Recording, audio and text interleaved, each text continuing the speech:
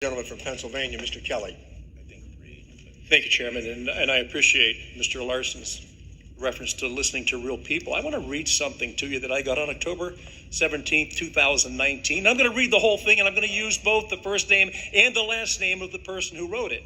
Dear Congressman Kelly, my name is Sarah Stewart, and I'm from St. Petersburg, Pennsylvania. It is my understanding that the House Ways and Means Committee is having a public hearing on H.R. 3, the Lower Drug Cost Now Act of 2019. It appears this legislation does not have bipartisan support and needs to take a more balanced approach. The balance is needed for patients like my 10-year-old daughter, Maddie. Maddie suffers from a rare mitochondrial deletion condition called Pearson's syndrome, which is a disorder that occurs as the result of mutated genes in the body. These genes impact the mitochondria of her cells and prevent them from producing enough energy for the body to function properly.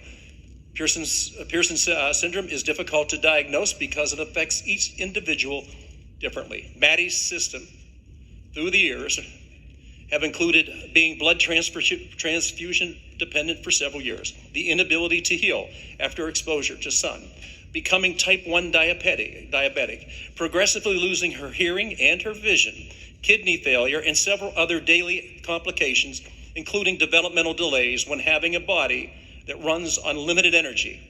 It has been truly heartbreaking to see her endure this disease, but she continues to defy the odds. My simple message to you, Mr. Kelly, and to the rest of the committee, is there's no cure or treatment for Pearson's syndrome. Each day is a struggle to keep Maddie balanced so her body is able to better cope with symptoms of this terrible disorder.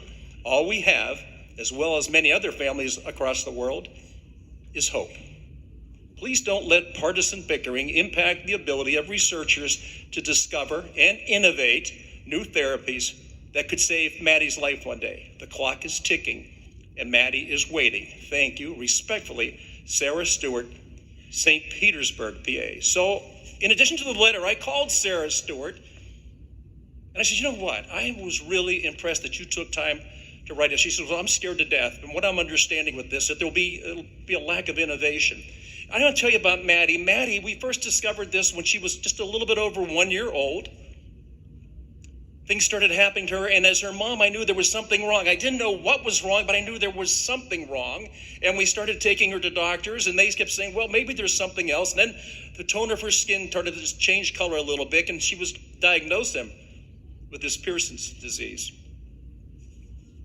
Now, I want to put this out because I think this is incredibly important. And usually at times like this, we are driven to our knees when somebody innocent and so vulnerable is put in a position like this. You can go on Facebook, and it's called Maddie's Followers, MADDIES Followers. The reason I say this is that when I talked to Sarah, and she was telling, the two younger kids are okay, but this Maddie, she is one sassy little girl, and she's not going to give up on this. And I got to tell you, any prayers that we received will truly be appreciated. And so when we start talking about these things of what we're going to do and how we're going to do them, and geez, if you just stop and listen, if you could just get by all this anger that we have towards each other, we were really working on something very good. And it was over in the Senate, we thought, we are going to come up with a solution, except for one thing. All of a sudden, H.R. 3 appears, and we said, well, this is what we've decided to go with, and we're walking away from the work that we've already done. And I got to tell you, speaking for Maddie, because she can't be here to speak for herself, what she's saying is, please, whatever you do, don't stifle innovation. Please don't make it impossible for us to move forward. I think that sometimes we get so caught up in the politics of Washington, D.C., that we forget about what the policy is really about, and it's about people.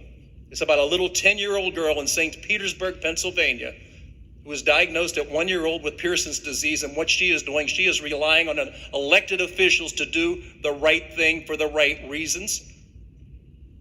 And if we do that, good things will happen. We have an excellent opportunity. I would suggest that we go back and work across the street with the Senate and come up with something that truly can go into law, can be signed by the president, and can save lives. Why would we turn our back on innovation? This is I haven't seen anything like this before in my life. I know in the business that I've been in all my life in innovation, If we had had this same policy when it came back to when Henry Ford invented the Model T, that's what would still be driving. Thank you, and I yield back.